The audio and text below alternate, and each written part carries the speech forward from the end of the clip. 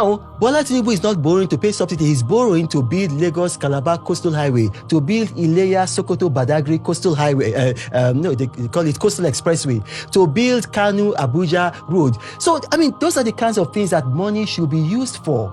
Talking about the coastal highway, it's one of the highlights of your visit here, and there seems to be a bit of chronological inconsistency with the 30 kilometer. Rate there was. So I want you to throw some light on it. No. That is that's a fallacious statement. There no longer is. And I said, TVC, some other the nation, some other. I said, no, I don't want you people go. You people that Bola Tinubu people don't come. So Arise, I said, hey, you can come because everybody knows you people. You don't like Bola Tinubu. Premium Times, I said, come. Vanguard, I said, Obi Paper, come. Which leadership? Help me. Which other? No Sahara reporters. I said everybody can come. Sahara reporters did not apply. You people said I was lying. Okay, we went. We drove. The mileage read 20 kilometers, but the milestone read 19.5. So I said, no, even though the mileage is saying 20 kilometers, let us even go with this one that says 19.5. And I said, now, fly the drone. They flew the drone. When they flew the drone, at the end of the day, they found that it was over 30 kilometers over. And Arise TV yesterday, they admitted it that, well, I have proven that it was over 30 kilometers. Premium Times, they wrote it that I have proven that it's over 30 kilometers. Vanguard, please stop that. There is no more controversy. There was a controversy. There is no controversy. I mean, that is the only reason why I came. If anybody has given me money to come to Nigeria to prove this thing, speak now or forever remain silent. Naturally, I didn't even want to have anything to say about Mr. Reno, especially with his latest interview at the Honest Bunch podcast. Because everybody already knew who Reno is, spinner and twister. But because my attention was pointed, so I had to go and check. Mr. Reno, read the room. You will notice that even Daddy Freeze did not really want to engage you. First, he's new at the podcast. He didn't want it to also look like he's arguing with a guest. He's a trained OAP, so he knows when to just let some matters slide. Not because he agrees with you, but because he just didn't want it to look like an interrogation.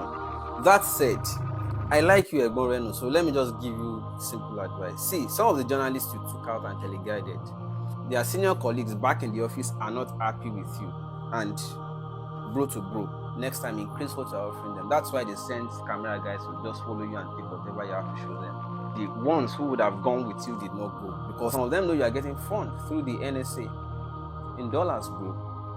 And you are giving pitances to journalists who are going with you on assignment. They feel slighted, So, bro to bro, don't let anybody know. It's just between us. That is why some of them, immediately you turned back at Okunwaja, they also went back. Only few could say, okay, let us try to see what the drone will show us from Gbolahan, and went with him to Section 2. Section 2 to go and pick. Even you that was taking them on the tour, not go with them. That's why some of them felt, no, you are the one that brought us out. You are now turning back. You claim you were snapping with Professor Shoyinka's 30th kilometer, but you could not get to 30th kilometer. Even that 19.5, I'm very sure that was the first time you were getting to that point, just to show something. You didn't get there at all. But why claim that you were at exact kilometer 30, snapping picture of Professor Shoyinka, but that road could not take you beyond 19.5. Even the place you got to was not yet paved. Many times in the past, even though you claim you are a meticulous record keeper, you have been faulted a lot of times. Your lives have been defeated many times. We know what you are working for. Your name is already penned down in the ambassadorial list, and you have to do overtime. And we know your type. Rather than own up to say, oh, I take that back. I'm sorry. I made a mistake here. But you want to appear like one encyclopedia that can never make mistakes. So you have to hit up the arguments, hit up the room, subterfuge, bring out another thing to cover the old one so that nobody talks about it again. No. You see, it's Gobelian lie. We must debunk them. You know why? Because if that lie is told repeatedly over time, that lie will be adopted as truth over time. So some of us who know, we must continue to debunk this lie. So, Oga Reno, Now lie, I don't want to make you the lie again. I just want you to desist from lying. You know, it was the same time you claim as a meticulous record keeper. You went on Auntie Regina Oscar Daniels' show, and you were claiming that she would score the lowest. Fela Durotoye,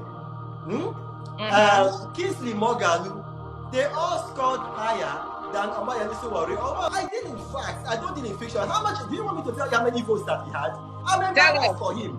So you are saying that, oh, they love me so much. How come they voted for Fela Durotoye? Let me finish, please. Okay. How come they voted for Fela Durotoye? How come they voted for Kingsley Moghalu? How come they voted for LBS Ekwesili? How come they did not vote for him? How come he came last? I was no longer interested in old politicians, so I was only covering the new entrants, the rookies, as they were called at the time. I wanted to see new faces in leadership. So I covered Fela Durotoye, I covered Omoyele Sowore, I covered Professor Kingsley Moghalu. The evidences are there on objective media. I know their scores. Sowore scored the highest among all these people, including Mr. Tope Fasua, who is now an appointee of President Bola Ahmed Tinubu. So I know these contestants at the time. Sowore scored the highest among them. For you to go on an interview and hit up the argument and put up a figure, and because the interviewer did not have the figures by yourself, you went away with it. It's the same thing you are doing at that podcast. You just throw up anything, and before anybody could counter it, you quickly take charge of the conversation. You continue, you bring another topic, you change it. But there's nothing wrong. It is maturity. In fact, it even has more credibility to you if you can say, oh, I got that wrong, I'm sorry about that. This is the actual truth. I'm sorry about that.